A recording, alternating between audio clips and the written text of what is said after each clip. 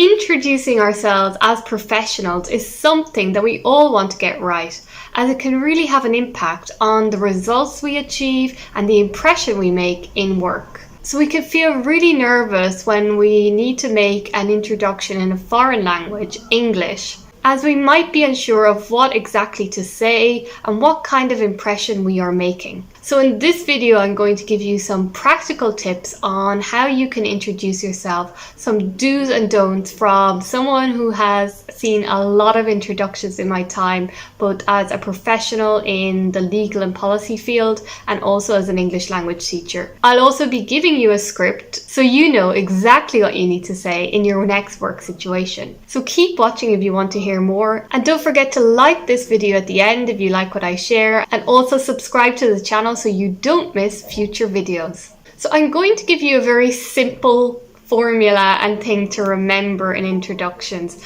You know, there are many ways that we can introduce ourselves, and I've seen all types of introductions, and I'm really convinced as well that introductions have a lot to do with culture and personality. So it is really a personal thing in how we introduce ourselves. And I think the main thing is that we show confidence when we introduce ourselves, because that confidence will make your colleagues confident about your abilities. So whatever you say, don't worry, don't stress too much about it. But basically, when you introduce yourself in business, try to remember to intrigue, not irritate. So to intrigue someone is to evoke or to arouse curiosity, and to irritate is to annoy someone, to almost make someone a little bit angry in what you say. And I would say for conveying interest and for people to be curious about you when you introduce yourself, say less, not more. You know, leave people with questions so that there's more they want to ask you,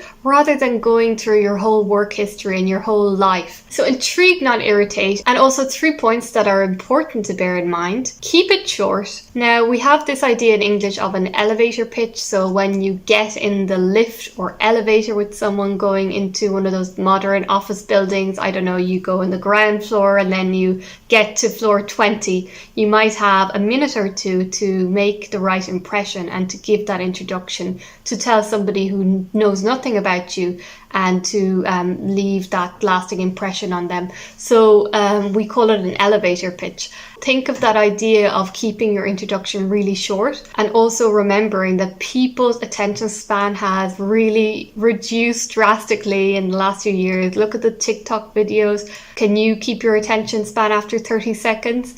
So bear that in mind when you introduce yourself. It comes back to the same idea of intriguing, not irritating people, arousing that curiosity, not boring someone with so much information that's unnecessary. And going on to the second point, actually, keep it relevant. So yeah, keep it relevant to the job. And again, I'm going to say something that is my own personal view, and you can disagree with me. I see a lot of my students, and I would say it's quite a common thing in certain European countries that I'm familiar with, of introducing yourself. So my name is Ruth, I am 34 years old, I don't have any children, I live with my partner outside of Belgium, something like that. Is it relevant really to give your age, to give your marital status, to tell people how many children you have or whether or not you have children? I think as well there is something about giving these kinds of things that are grounds for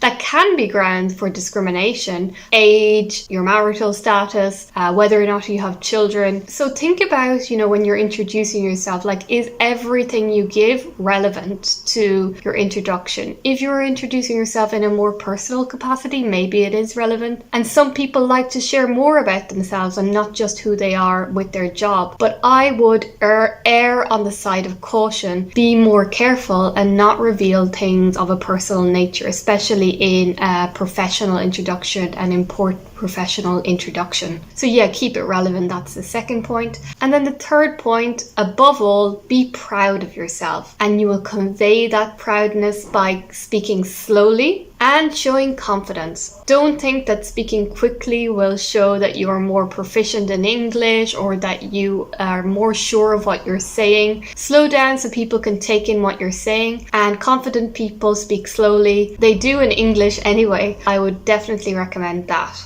So now let's get into the main part where I'm going to give you a script. I'm going to give you a 3-part formula for giving any good, successful introduction in a professional capacity. So you have 3 parts. Firstly, you give your name and job title, then you give your purpose, and then thirdly, you show how you can give value. So let's get in and take a look at some phrases that you can use. So get a pen and paper if you want, a Word document, or you can also download a PDF of this. It'll be in the description of the video.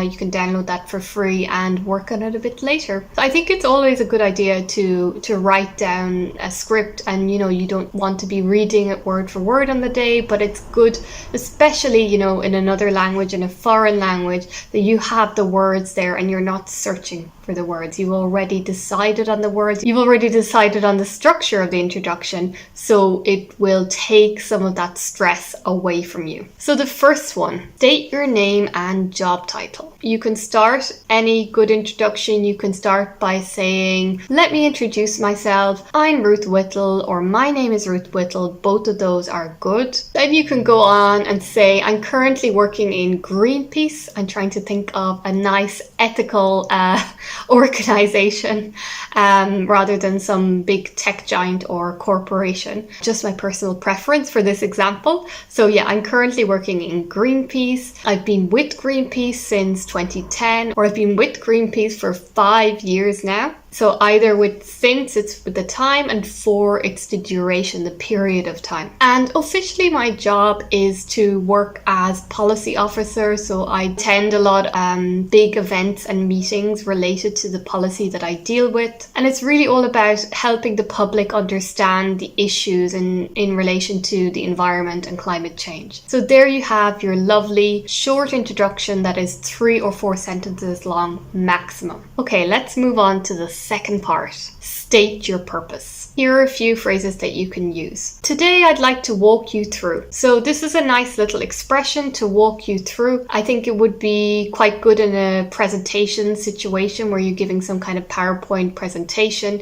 Today I'd like to walk you through these issues that have particularly come up in the last meeting last year. So something like that. My purpose today is to share information about the activities that we have done in the last 12 months. And for the next 20 minutes, I'm going to explain to you all about my company and what we do and how we can help you. So you see, it's very clear. And something maybe you notice is the language is very clear. It's very simple English. You don't need to use complicated English. Actually, it's better to use simple, it's clear, it's concise, everybody can understand it. And in English, that's a great thing. Again, talking about cultures, in other cultures, it can actually be really nice. It shows that you're very educated and professional to use big words and expressions. But actually in English, it just confuses things. And with the amount of different cultures and international environment that English is often in, it's better to be clear and concise. So it's actually good news for you. You don't need to be fancy or complicated to make a good impression. And so the third and final point is explain why you are valuable. Now this is a really overlooked and important detail, a great way to finish your introduction, because it really guarantees that you're leaving that impression that you want to make, which is that you are competent and capable as a professional and that you have a lot to give. So here are a few phrases you can use. The first one, I have experience with 2 other law firms, so I hope to familiarize myself with your processes quickly. The second one, I am passionate about creating an innovative and collaborative work culture. So you see there some really good key words, key adjectives that you can use. And I hope this is giving you ideas that you can think about and to make a really excellent professional introduction in the future and make an excellent first impression. So finally, to wrap up this video, I wanted to share a few examples of introductions, script here. These are actually taken from Indeed the job website, so full credit to them. But I think as well it's nice to see from a job website what they give, the example they give. And again, it's quite simple, it's quite concise. And remember what I said earlier, I said it's all about showing pride, all about speaking slowly and showing confidence. So just to end, I want to read these introductions to you. I want you to hear my voice, the way I stress the words, how slow I speak. And in a future video, I'm going to be going all into pronunciation and how you can have a more confident voice in English using good pronunciation and good intonation when you're speaking. So let's read this. Hello, I'm Leo, and today is my first day as an office secretary. I have secretarial experience with 2 other law firms, so I hope to familiarize myself with your processes and schedules quickly. Until then, please let me know if there's anything that I could do to help you. I'm very excited to get started, and I can't wait to meet everyone on the team. So you see here, I know some of my students, when they are doing this kind of practice, they say that it's a little bit exaggerated and over the top when you stress certain words, but there is a big musicality in English. As an Irish person, I have a very musical and expressive voice, and of course everyone's voice is a bit different, but you don't want to be monotone and bore people. You want to evoke that curiosity and intrigue people. So yes, being expressive is good. So let's go on to the second one that I'm going to read. My name is John, and I'm a CEO of a company with over 200 employees. I'm passionate about creating an innovative and collaborative work culture. I'm excited to be invited to attend the Company Culture Solutions Summit of 2021 and learn more about employee initiatives that can improve productivity and experience. So I hope you found those tips useful. I think just to summarize, the main thing to think about is don't overdo it. Less is more. Say less, not more.